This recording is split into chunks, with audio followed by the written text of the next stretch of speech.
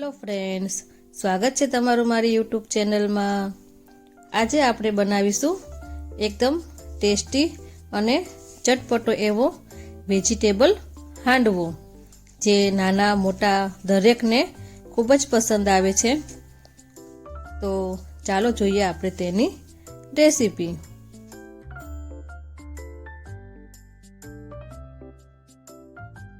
Vegetable handvo બનાવવા માટે મેં અહીંયા આગળ જે ઢોકળાનો આપણે લોટ આવે છે એ ઢોકળાનો લોટ મેં લીધો છે। હું અહીંયા આગળ 2 થી 2.5 વાટકી જેટલો ઢોકળાનો લોટ લઉં છું। આ લોટ થોડો કરકરો હોય છે, તમારે કરકરો જ લોટ લેવાનો છે। હવે આપણે તેને પલાળવા માટે છાશ લેવાની છે। આપણે અહીંયા આગળ છાશ અને પાણી 2 મિક્સ કરીને લઈશું। થોડી છાશ લઈશું અને થોડું પાણી લઈશું। છાશ આપણે થોડી ખાટી હોય એવી લેવાની છે। હવે આપણે થોડું તેની અંદર પાણી નાખીશું અને બધું મિક્સ કરી અને એક બેટર જેવું બનાવી લેવાનું છે। છાશ બહુ ખાટી હોય તો તમારે થોડું પાણી અને થોડીક છાશ એમ 2 વસ્તુ લેવાની, અને જો થોડી મોળી છાશ હોય તો તમે એકલી છાશમાં પણ તમે લોટને પલાળશો તો પણ ચાલશે। તેના ગાંઠા ન પડે એ રીતે આપણે થોડી થોડી છાશ ને પાણી નાખતા જઈશું અને તેનું ખીરું બનાવતા જઈશું।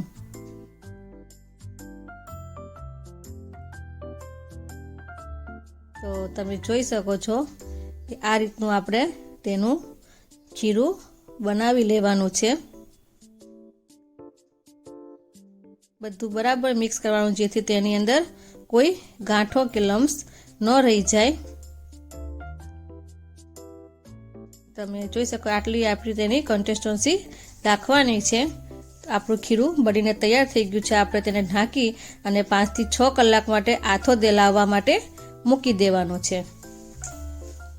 5 કલાક પછી આપણે ખોલી અને ચેક કરીશું।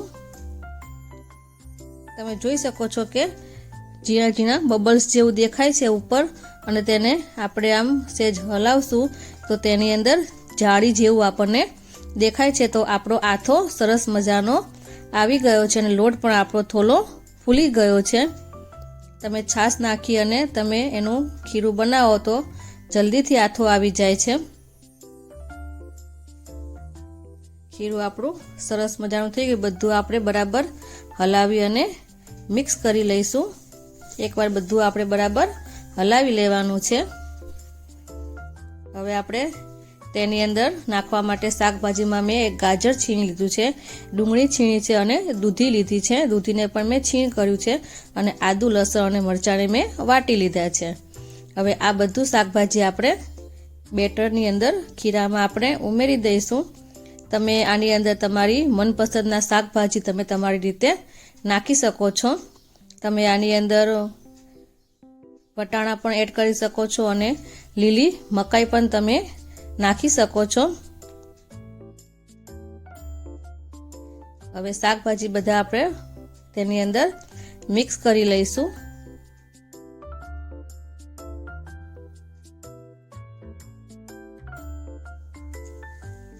હવે આપણે તેની અંદર જે આદુ લસણ અને મરચાં ખાંડીને રાખ્યા હતા તે આપણે તેની અંદર ઉમેરી દેવાના છે।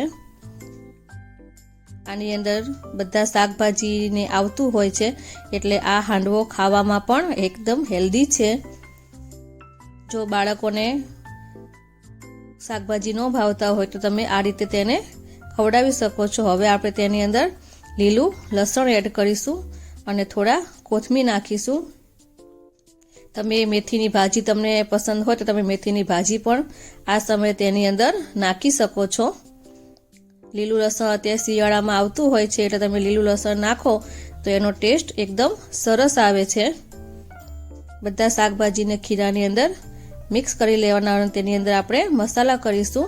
1 ચમચી આપણે લાલ મરચું નાખીશું, અડધી ચમચી હળદર નાખીશું, 1 ચમચી જેટલું આપણે ધાણા જીરું નાખીશું। મીઠું આપણે સ્વાદ પ્રમાણે નાખવાનું છે। તેની અંદર આપણે ગળપણ માટે 2 થી 3 ચમચી જેટલી આપણે ખાંડ નાખીશું। જો તમે ખાંડ ખાવા ન માંગતા હો તો તમે આની અંદર ખાંડની જગ્યાએ ગોળનો પણ ઉપયોગ કરી શકો છો। હવે બધા મસાલા નાખી અને બધું આપણે હલાવી અને મિક્સ કરી લેવાનું છે।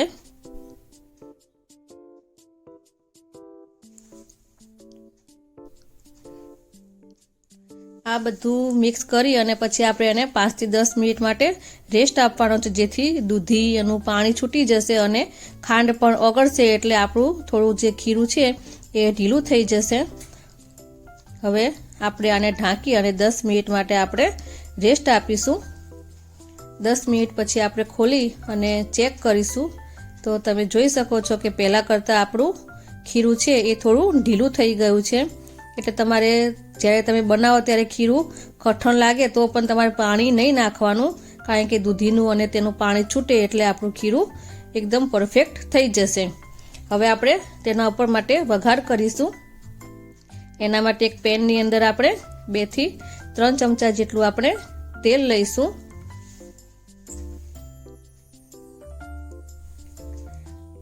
તેલ આપણે ગરમ થાય એટલે તેની અંદર આપણે અડધી ચમચી જેટલી રાઈ નાખીશું।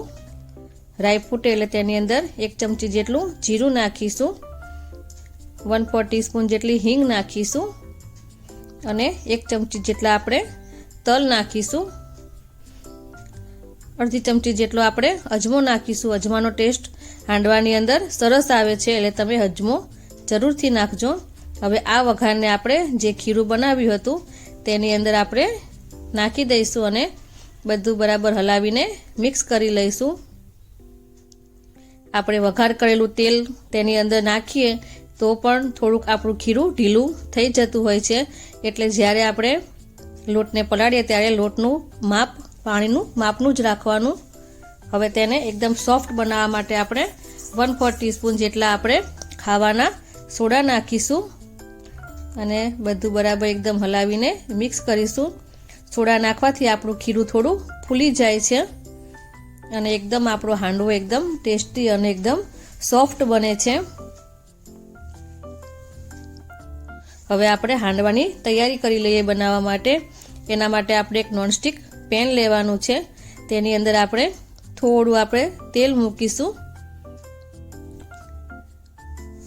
તેલ મૂકી અને તેને આખી કઢાઈમાં ફેલાવી દઈશું આપણે।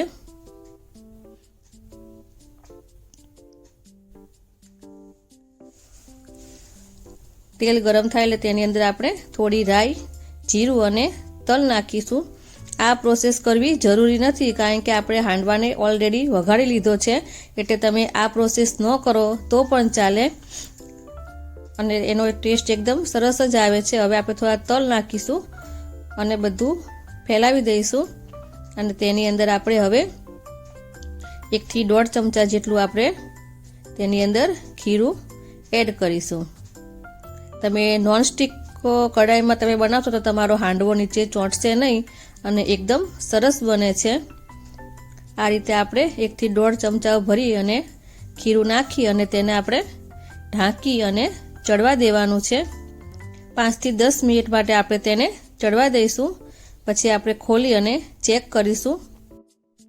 તમે જોઈ શકો છો કે ઉપરનું પડ છે એકદમ આપણું ડ્રાય થઈ ગયું છે। ઉપરનું પડ ડ્રાય થઈ જાય પછી જ આપણે તેને પલટાવવાનો છે। તો તમે જોઈ શકો છો કે નીચે આપણો હાંડવો ચોંટ્યો નથી અને નીચેથી પણ સરસ રીતે એકદમ શેકાઈ ગયો છે, એકદમ નીચેથી ક્રિસ્પી થઈ ગયો છે। હવે આપણે તેને ઢાંકી અને નીચેનો ભાગ પણ આપણે તેને ચડવા દઈશું। તો 5 મિનિટ પછી પાછું આપણે ખોલી અને ચેક કરીશું। નીચેથી પણ આપણે તેને પલટાવી લઈશું। તમે જોઈ શકો છો કે એકદમ ક્રિસ્પી આપણો હાંડવો બનીને તૈયાર થઈ ગયો છે। આ રીતે આપણે બંને સાઈડ તેની શેકી લેવાની છે અને હાંડવાને આપણે ધીમા તાપે જ ચડવા દેવાનો છે। હવે આપણે તેને એક સર્વિંગ પ્લેટની અંદર કાઢી લઈશું અને એ જ રીતે આપણે બીજા હાંડવાને પણ બનાવવા માટે મૂકી દેવાનો છે। તમે તેલ ન નાખો અને નોનસ્ટિક પેનમાં તમે એમનેમ હાંડવો સીધો નાખશો તો પણ તમારો હાંડવો નીચે ચોંટશે નહીં. જો તમારી જરૂર મુજબ તમારે તેની અંદર તલ ને એવું એડ નાખવું હોય તો તમે નાખી અને બનાવી શકો છો, નકર એમનેમ બનાવો તો પણ ચાલે. એ જ રીતે આપણે એ જ પ્રોસેસથી એ રીતે પ્રમાણે ખીરું ને બધું નાખી અને ઢાંકી અને આપણે તેને ચડવા દઈશું. એ રીતે આપણે બધો હાંડવો બનાવીને તૈયાર કરી લેવાનો છે. તો તમે જોઈ શકો છો કે સરસ મજાનો આપણો હાંડવો બનીને તૈયાર થઈ ગયો છે.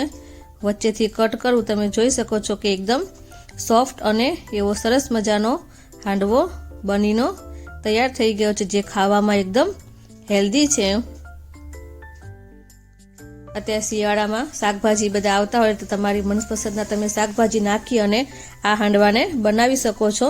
તમે હાંડવાને કેચઅપ સાથે, ચા સાથે, ગ્રીન ચટણી સાથે, ગમે તેની સાથે તમે એને સર્વ કરી શકો છો. તો તમને મારી આ રેસીપી કેવી લાગી મને કમેન્ટ બોક્સમાં જરૂરથી જણાવજો, અને આ રીતે એક વખત હાંડવો બનાવીને જરૂરથી ટ્રાય કરજો. જો તમને મારી રેસીપી ગમી હોય તો મારા વિડીયોને લાઇક કરી, શેર કરી અને મારી ચેનલને સબસ્ક્રાઈબ કરી દેજો. તો ફરી મળીશું નવા વિડીયો સાથે. Thanks for watching.